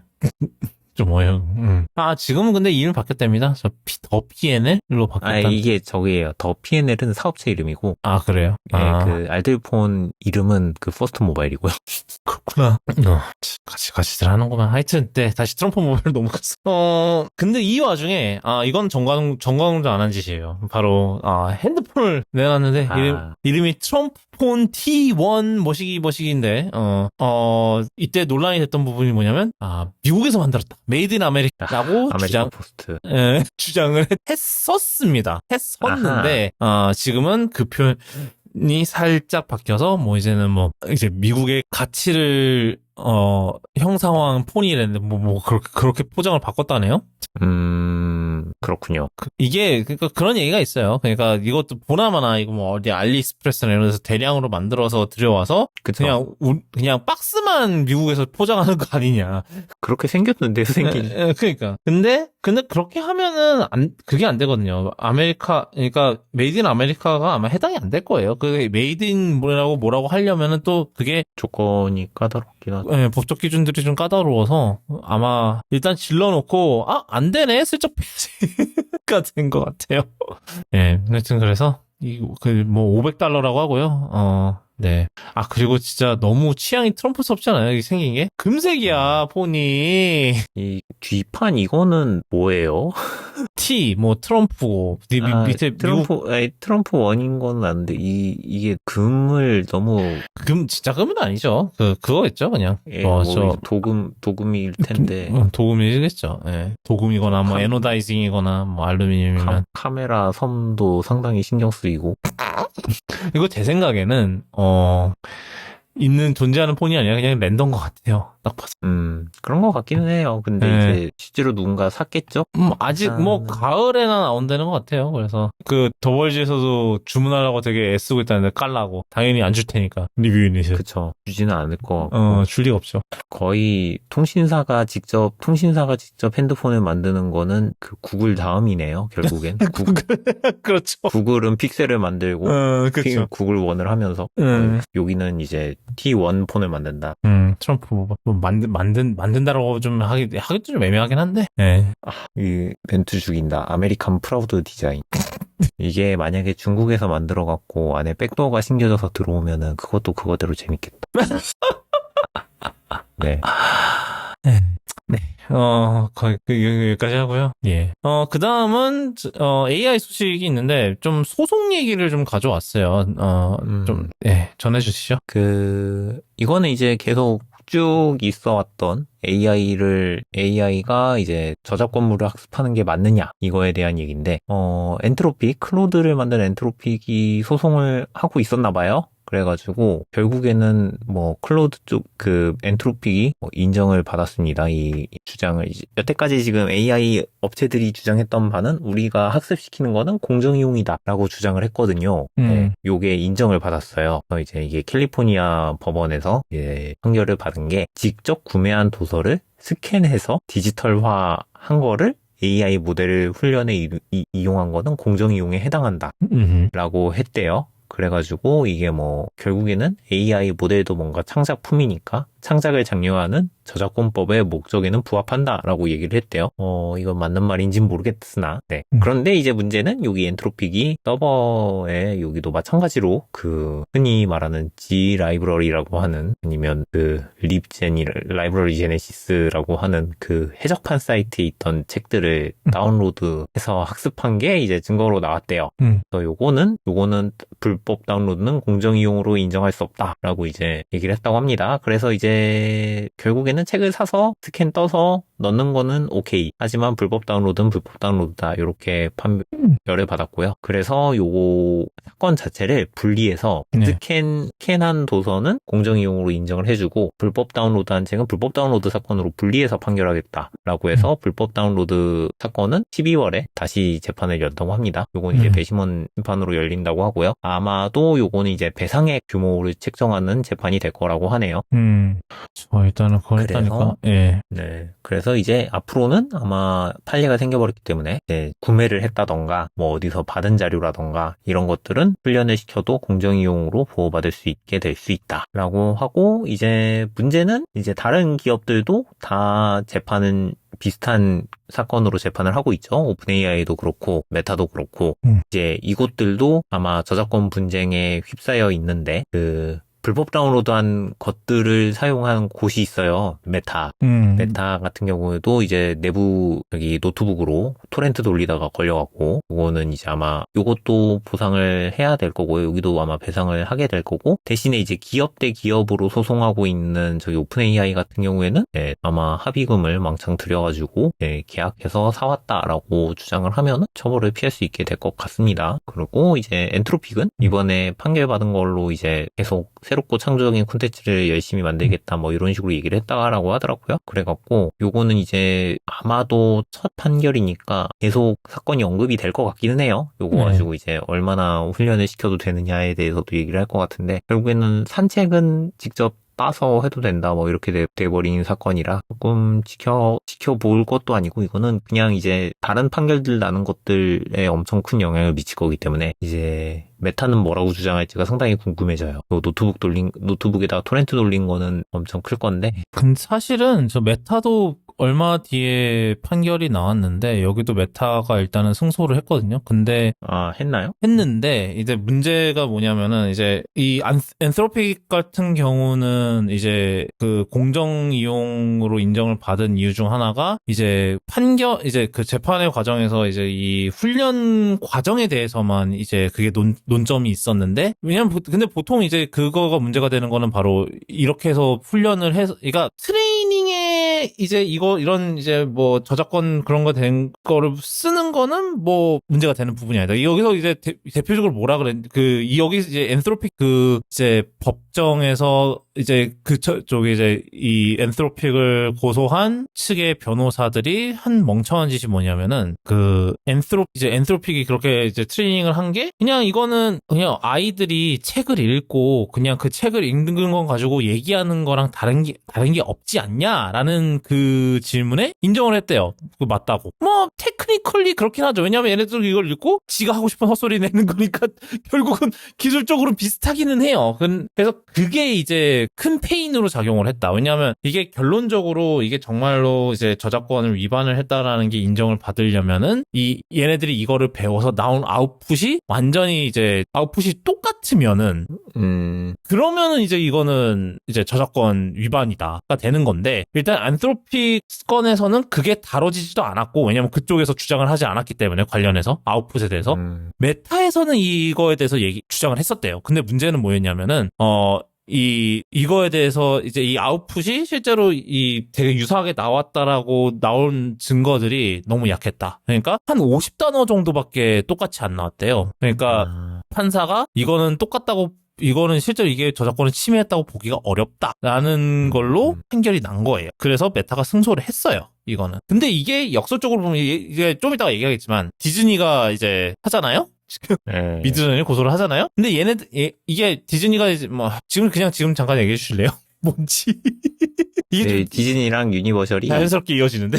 네, 미드저니를 고소했습니다. 이번에 우리가 가지고 있는 IP 캐릭터들을 가지고 너희가 영상이나 이미지 생성을 무단으로 했기 때문에 요거에 대해서는 이제 표절이다. 그 다음에 뭐 저작권에 대한 프리라이더다라고 얘기를 했다고 하더라고요. 아예 소장에 그렇게 적었다고 들었는데. 네. 그래서 어차피 스파이더맨이니 뭐 스파이더맨이니 저기 호머 심슨이니 요런 캐릭터들을 너희가 이미지 생성에 사용한 걸 아주 계산적이고 의도적인 방법으로 우리의 IP를 수탈했다, 훔쳐갔다 이런 식으로 지적을 했다고 하고요. 그리고 일단 미드저니한테 한번 그걸 보냈대요. 내용 증명을 보냈대요. 요거를 쓰지 말아라, 이 캐릭터 생성하는 거 막아라, 뭐 이런 식으로 보냈는데 씹었다고 합니다. 씹어서 그 미드저니 자체에 그냥 기능 중단을 요청하겠다라고 했답니다. 그러니까 여기선 이제 아까 그거랑 대입을 해볼게요. 아까 이제 뭐 그 책을 가지고 그 책을 인풋으로 넣어서 아웃풋이 그 책이랑 비슷했냐? 그러니까 그 메타건에서는 아니다, 그렇게 별로 비슷해 보이지 않았다가 결론이었잖아요. 거기서는. 근데 여기서는 보면은 그 저희가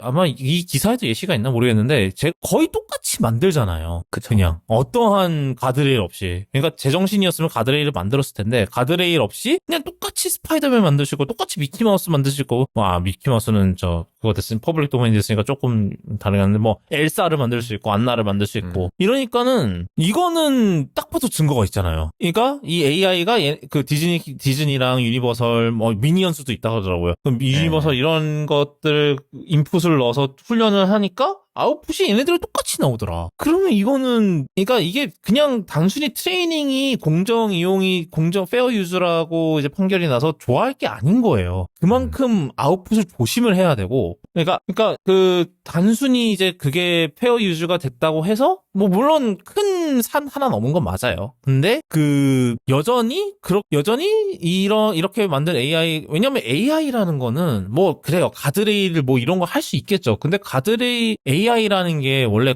얘네들이 코딩을 해서 만든 애들이 아니잖아요. 그러면은 언젠가는 이 가드레일이 벗어날 거고, 그러면은 분명 이 회사는 의도를 안 했지만 저작권 위반하는 사태가 발생할 거예요. 지금은 운 좋게, 그러니까 메타가 건 같은 경우는 운 좋게 얘가 안 한 거예요.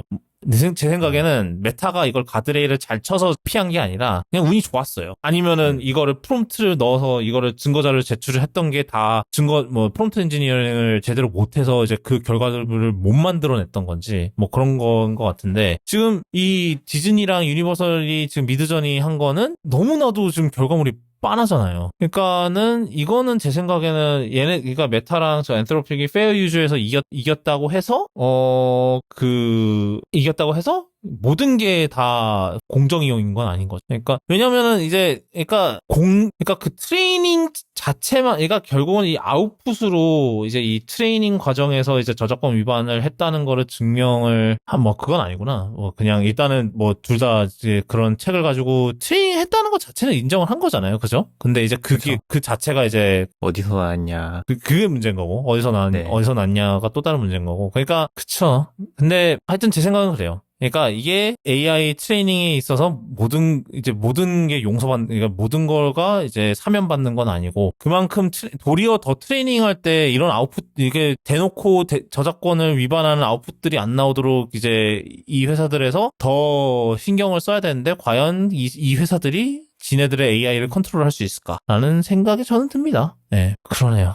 아마 머지 않아서 그렇게 될 것 같아요. 요즘 유튜브 보면은 그 컨텐츠 아이디 쓰잖아요. 네, 그렇죠. 뭐 AI로 생성할 때 결국에는 컨텐츠 아이디로 뭐 하는 거, 그런 걸 아마 달지 않을까, 어느 기업에서든 하나든 달고 나오지 않을까, 그런 생각은 들긴 하는데, 그거를 안 쓰는 모델이 더 인기를 많이 받고, 제 생각에는 조만간 이제 그 오프라인 모델로도 엄청 돌겠죠. 그렇기 때문에 사실 이 이미지 가지고 뭐 만들고 하는 것들, 뭐 미드저니뿐만 아니라 뭐 다른 AI 모델들도 그렇고, 사실 사람들이 직접 돌려가지고 뭔가 만들어내는 게 많기 때문에, 요거를 디즈니도 그렇고 여기서 뭐 공정 이용이다라고 얘기를 하는데, 공정 이용에 대해서도 사실 이게 2차 창작의 관점으로 봐야 하는 건지, 아니면 정말 표절이나 저작권 위반에 그걸로 봐야 되는 건지, 이거는 사실 사람이 해도 문제잖아요. 뭐 당장 그냥 사람이 만든 것만 해도 노래 나와도 바로 뭐 표절 시비 나오고 뭐 이러잖아요. 네. 멀리 가지 않아도 뭐 당장 사람들끼리도 그러는데, 이제 AI 나오면은 당연히 그렇게 되고, 이제 결국에는 제가 봤을 때 AI로 뭔가 했을 때 살아남는 방법은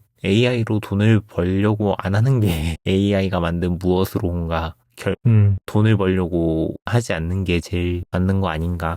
일단은 그렇습니다. 그 다음 소식은 이제 최근에 우리나라에서 좀 핫했던 사건이죠. 네, 우리나라 분들이 여기 이렇게 잘 들어가는지 몰랐어요. 네, 예스24가 해킹을 당했습니다. 일단 대충 6월 15일이었나요? 저번 주에 보름 전 한 수요일, 금요일, 목요일이었다. 그때쯤이었던 것 같은데 어느 날 어느 순간 갑자기 접속이 안 됩니다. 그래서 사람들이 왜 접속이 안 돼? 이제 그러면서 책 사야 되는데가 아니라 나 내일 콘서트 가야 되는데 티켓 조회가 안 되네. 네, 그래서 이제 사건이 커졌습니다. 6월 9일이네요. 6월 9일에 이제 서비스가 마비가 됐네요. 그리고 이제 그게 마비되면서 근데 이상하게 그 웹사이트만 터지면 터지는 건데 갑자기 앱도 터지고 그 크레마도 터지고 회사 홈페이지도 터지고 그 예스24가 운영하는 스타일24라고 옷가게도 있어요. 거기도 터집니다. 연설 다 터졌네. 네, 다 터지고 그냥 서비스가 싹 종료가 됩니다. 그 사람들이 왜 접속이 안 되지? 이게 새벽 4시였대요. 새벽 4시 그거 본 사람들이 때문에 누군가가 밤을 새다가 알았겠죠. 그거를 다음날 오후에 공지를 올립니다. 금요일 새벽부터 시스템 장애가 있어서 홈페이지가 접속이 안 됩니다. 가능한 빠르게 복구하기 위해 최선을 다하고 있습니다. 라고 했는데 이제 점점 일이 커집니다. 왜냐면은 예스24는 그 공연 예매 티켓 서비스를 하고 있는데 요 공연장들 전산 시스템도 예스24가 관리를 하나 봐요. 예매 내역이나 이 그 포스기라고 하죠. 오. 거기 네. 이제 거기 결제기까지. 네. 같이 나갑니다. 거기도 같이 나가서 공연 그 예매 티켓 발급해 주시는 분들이 수기로 작업해야 되는 상황이 벌어졌다고 합니다. 근데 이런 사건이 터지면은 원래 그 인터넷진흥원 키사라고 하죠. 키사가 이제 조사를 하고 좀 이제 복구도 도와주고 뭐 이렇게 하는데, 네, 키사에서는 우리는 제보받은 게 없다라고 얘기를 하고 있고, 그러다가 이제 예스24에서 하루 있다가 이제 공지를 올립니다. 랜섬웨어가 아니고 그냥 처음에는 시스템 점검 중이다라고 했는데 다음날 이제 사실대로 얘기를 합니다. 랜섬웨어 장애로 인해서 이제 해킹의 랜섬웨어로 6월 9일에 마비가 됐고 복구 작업 중이고 그 한국인터넷진흥원에 최대한 협조 중이다. 뭐 이런 식으로 올려요. 네. 근데 이제 문제는 한국인터넷진흥원이 바로 반박 성명을 냅니다. 무슨 소리냐? 우리는 그런 적 없다. 너희들 우리가 도와주겠다고 했는데 거부하지 않았냐? 이런 식으로 이제 반박을 내고요. 그리고 그 경찰에서 이제 예스24를 조사를 했는데 이제 뭐 그 정보 유출된 거 없냐 뭐 이런 거 물어봤을 때 그냥 우리 컴퓨터가 마비가 된 거예요. 뭐 정보는 절대 유출되지 않았어요. 뭐 이렇게 얘기를 하고 있고 지금 모든 데이터는 정상적으로 보유 중이다라고 얘기를 하고 우리한테는 백업이 있다라고 얘기를 한 거죠. 결국에는 제대로 된 데이터가 있다는 얘기는 이승만짜리. 그쵸. 그렇게 백업 데이터가 있으면은 당연히 복구가 그렇게 오래 걸리지 않아요. 왜냐면은 그 백업 데이터로 연결을 하면 되니까요. 그쵸. 근데 왜 아직도 안 되고 있어? 그쵸. 왜 안 되고 있어요? 이제 정상적으로 보존된 상태임을 밝힙니다. 서버 백업이 완료되어 있어서 복구 작업을 진행하고 있습니다. 이게 6월 10일이에요. 그래서 하루 이틀 정도 소요될 것으로 예상하지만 금방 복구를 하겠습니다. 뭐 이런 식으로 했겠죠. 네. 근데 이제 문제는 이제 그 키사에서 그 아까 말씀드렸던 것처럼 입장문을 2번 발표를 해요. 한국인터넷진흥원은 ES24 발표한 입장문에 사실과 다른 내용이 있어서 정리해 발표합니다. ES24는 키사와 협력하여 원인 분석 및 복구 작업에 총력을 다하고 있다고 발표했지만 이는 사실과 다르다. 사고 상황 파악을 위해 예스24 본사로 분석가들이 화요일과 수요일 그러니까 사건 당일에 2차례나 방문을 했는데 예스24는 키사의 기술 지원에 협조하지 않고 있다. 그래서 키사는 첫 출동 당시 예스24가 구두로 공유한 사항 외에는 별도로 조사한 사실이 없다. 키사는 예스24가 신속하게 서비스를 정상 복구하고 사고 원인을 분석할 수 있도록 예스24의 지속적인 협력을 요청할 예정이다. 그러니까 갔는데 입구 밴하고 이제 절대로 그걸 안 했다고 하는 거죠. 예스24가 이제 또 계속 얘기를 했는데 결국에는 그들의 주장하는 바로는 사건 터지고 4일 있다가 수작업으로 우리가 복구를 하고 있다. 그렇게 해가지고 이제 스타일24도 접속이 되기 시작하고 예스24도 접속이 되기 시작을 했어요. 이제 직접 복구를 하고 있다. 뭐 이런 식으로 얘기를 해갖고 수작업으로 복구하고 있기 때문에 시간이 걸린다. 뭐 이런 식으로 나왔어요. 그래서 이제 뭐 도서 주문은 가능하고 이제 뭐 티켓 서비스도 복구를 했고 뭐 이런 식으로 얘기를 했는데 이제 차례차례 되는 줄 알았어요. 차례차례 되는 줄 알고 사람들이 이제 뭐 그렇게 되는 줄 알았는데 네 3일 전 6월 25일 날 예스24 예스24에 대한 JTBC가 취재를 진행해서 요거 이제 서비스 복구할 수 있는 이유가 있었다라고 발표를 합니다. 네, 보도를 한 거죠. 예. 보도를 했죠. 예. 네, 그 랜섬웨어 업체에다가 수십억 원어치 비트코인을 지불을 했다고 합니다. 근데 정말로 이 랜섬웨어 업체라고 해야 될까요? 랜섬웨어 해커 집단들도 정말 착한 게 돈을 받고 복구를 해줬어요. 보통은 튀죠. 아, 그쵸. 빤스런 하죠. 네, 예. 보통은 돈 받고 튀는데 예. 예, 복구를 해줬어요. 정말 착한 친구들이에요. 그래서 요거 같은 경우에는 그 지금까지 계속 뭐 우리가 열심히 백업이 있어서 복구를 했고 뭐 요런 것들이 있잖아요. 그래서 요거 같은 경우에는 이제 아마 고발이 들어갈 거라고 하더라고요. 그래서 고발이 들어가는 경우에는 뭐 이제 벌금 물겠죠. 벌금 물고 뭐 위약금 문제도 있을 테니 요거 같은 경우에는 아마 집단소송 들어가지 않을까 싶습니다. 그래서 요거는 조금 진행되는 걸 더 봐야 되기는 하는데 지금 우리나라 보안 사고가 지금 올해만 몇 번 나는 건지 그쵸. 진짜. 네, 너무 이렇게 해서 이제 또 얘네들은 돈을 벌었으니까 이걸로 또 한국 기업 어딘가를 또 해킹해서 돈을 또 뜯고 뭐 이렇게 해서 무한 반복이 되지 않을까 그런 생각이 조금 듭니다. 진짜. SKT는 아직도 지금. 그쵸. 네. 지금도 조사하면 뭐가 또 나오고 또 나오고 뭐 이러고 있는데 뭐 다행히도 아직까지는 모르겠어요. 뭐가 있었는데 숨기고 있는 건지도 모르죠, 사실. 네, 그쵸. 그러고 그 얘기도 있었죠. 그 지금 예스24 같은 경우에는 해킹 사건 터지고 난 다음에 그 주식을 증여했다고 하더라고요. 그 사이에. 그래서 좀 그랬고 그 다음에 알라딘 같은 경우에는 그 해킹 사고 터지고 이틀 있다가 그 보안 정보보호팀 팀장을 모집한 게 이제 그 채용 공고가 올라와가지고 이제 사람들이 이제 막 웃음거리로 삼았는데 여기도 이제 불 붙었구나 이랬는데 알고 보니까 뭐 한 달 전에 이미 모집을 하고 있던 공고다라고 하는 걸로 보면은 이쪽도 뭔가 시도가 있었던 게 아닌가 하는 생각은 좀 들더라고요. 시도가 있었던 걸 수도 있고 아니면 옆 동네에 터졌다는 얘기를 뭔가 모종의 다른 경로로 입수를 했든가. 뭐 그럴 수도 있고요. 네, 그렇죠. 네. 그리고 뭐 여기나 한번 털린 적이 있잖아요. 그 고등학생한테 다 털렸죠 한 적이 있어서. 네. 다들 그래. 네. 그리고 뭐 이제 이거 기사 계속 나왔을 때 뭐 여러 가지 얘기가 있었는데 그 기술 지원이 종료된 서버 OS를 사용했다. 이런 얘기도 있었는데 뭐 당장 그거 방치한 것도 문제기는 문제지만 일단 랜섬 걸린 거가 더 크기 때문에 요거는 그냥 뭐 이렇게 유야무야 넘어가는 것 같아요. 원래는 만약에 정말로 그냥 보안 문제고 이제 해킹이 아니었다면 그러니까 랜섬웨어 문제가 아니었다면 네. 이제 이걸 복구할 수 없는 이유가 정말 운영체제 때문에 늦어졌던 거면은 이제 또 이거 로도 얘기가 많았겠죠. 나왔었구나. 요거 나왔네요. 그 보상안이 나왔네요. 보상안 같은 경우에는 회원당 5,000원짜리 상품권. 그래라. 그것도 유효기간이 얼마 안 남았네? 봐야 되겠다. 유효기간이 7월 6일까지입니다. 7월 6일까지 쓸 수 있는 5,000원 이용권이 있네요. 뭘 살 수 있지? 책 살 수 있고. 예매되고 DVD 전 상품 이용 가능이네요.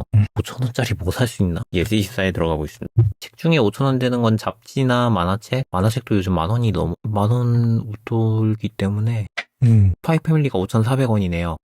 400원 더 내시면은 무료로 살 수 있습니다. 만화책 한 권이요? 네, 한 권이요. 그러네요. 아니면 문구를 살 수 있겠네요. 문구 뭐가 있지? 베스트 1위가 5,500원짜리 동원샘물 2리터 6병이네요. 이거 다 상품권 쓰려고 산 것 같은데? 다 물이네요? 무슨 일이지? 금액대가 다 5,000원짜리 물만 지금 사고 있어요. 왜 물을 팔? 지금 베스트 1위가 1위부터 8위까지가 다 물이네요.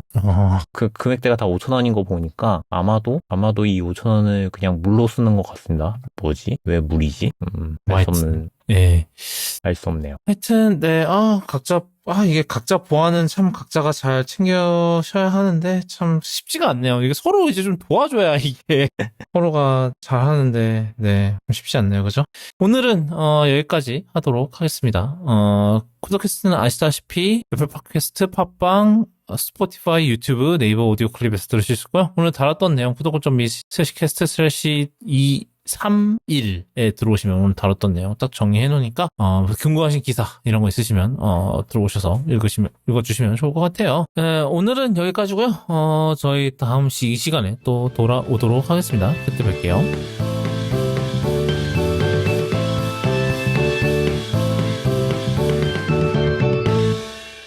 이공합니다.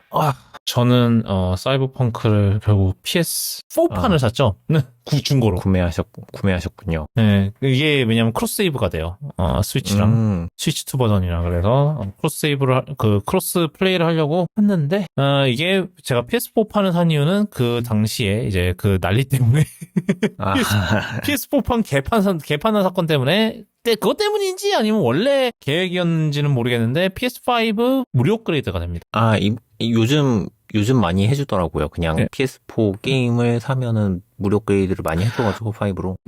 하여튼 그래서 뭐 어떻게 했고요. 근데 이제 스위치 2 버전이 이제 얼티메이트 에디션이라서 이게 팬텀 리버티 DLC 확장팩까지 포함이잖아요. 네. 근데 이게 저는 아직은 기존 오리지널을 아직 네. 원판 게임을 하고 있는데 동기화를 하려면 무조건 이쪽도 그걸 맞춰줘야 되더라고요. 아마 이게 중간에 뭐 팬텀 리버티 관련 뭔가 내용인지 아니면 뭔가 사이드 퀘스트가 아마 섞여 있을 수도 있고, 그런 연고로 결국은 팬텀 리버티 DLC를 구했는데 뭐 그렇게 해도 원래 정가가 8만 원이기 때문에 제가 왜냐면 PS4판은 15,000원 했었고요. 그 다음에 팬텀 리버티는 3만 5천 원이니까 그 DLC 확장팩만 하면은 그렇게 해서 근 5만 원에 산 거죠. 뭐 3분의 2 가격에 산 거죠. 나쁘진 않은 것 같아요. 뭐 오늘은 여기까지 하도록 할까요? 참 저 스위치 리뷰 올라왔는데 잘 봐주시고요. 되게 힘들게 썼어요. 나 그거 쓰다가 진짜 모든 리뷰는 참 힘들긴 한데요. 스위치 2는 뭐 LCD 관련해서 쓰는 게 제일 힘들었던 것 같아요. 디스플레이 관련해서. 워낙 말들이 많아갖고, 반응 속도가 느리네, 뭐하네. 근데 반응 속도라는 것 자체는 사실 일반 사람들은 잘 모르는 거라. 저는 크게 못 느껴가지고. 사실 저는 뭐 이런 거 빨리 느끼고 그런 건 아니어서. 그러니까요. 저도 몰랐거든요. 근데 저도 디지털 파운드리 그쪽 리뷰 보다가 알았어요. 반응 속도가 스위치 1보다 느리다 하더라고요. 터치 얘기하는 거죠? 아니요. 조작하는 게요? 화면의 반응 속도가 느리다는 건데, 이게 그러면은 막 이렇게 빠르게 스크롤링 할 때 잔상이 있을 수 있다. 이게 화면이 빠르게 이게 안 바뀌어서. 그러니까 그가 뭐 이제 예측하기로는 이제 배터리를 아끼기 위해서 이제 그런 것 같다라는, 왜냐면 전력을 이제 전기를 더 넣으면은 이제 그걸 반응 속도를 개선시킬 수 있는데, 그러면 이제 안 그래도 지금 스위치2가 배터리가, 그러니까 전력 소모량 자체는 나쁘지 않다 그러더라고요. 왜냐면 동모드에서 20W밖에 안 쓴대요. 저 PS5는 비슷한 거 돌리려면 200, 그러니까 똑같이 이제 물론 사양 차이가 있긴 하지, 뭐 그래픽 그거 설정 차이가 있긴 하지만, 사이버펑크를 양쪽에서 돌리면은 스위치2는 20W인데 PS5는 200W 쓴다 그러고 막 이러거든요. 근데 그럼에도 불구하고 배터리 사이즈가 한 4000mAh밖에 안 된대요. 그러니까는 뭐 아이폰 정도 배터리인데, 아이폰도 프로세서를 그렇게 막 2시간 내내 뭐 게임만 조지고 있으면 당연히 얘 수준을 닳는 거를 생각하면은 그런데 그것 때문에라도 아마 디스플레이에서라도 좀 전력 소모를 좀 아낄 필요가 있었던 게 게임 응답 속도가 빠르다 보니까 화면 응답 속도 생각을 안 해서. 그래서 뭐 그렇다고 하대요. 그리고 저는 뭐 해상도도 이게 좀 업그레이드긴 해요. 올레드에 비해서는. 근데 올레드를 그쵸. 여기서 썼으면은 가격이 더 올라게. 그쵸. 아마도 제 생각에 원가 절감 선택인 것 같아요. 올레드를 안 쓴 이유는.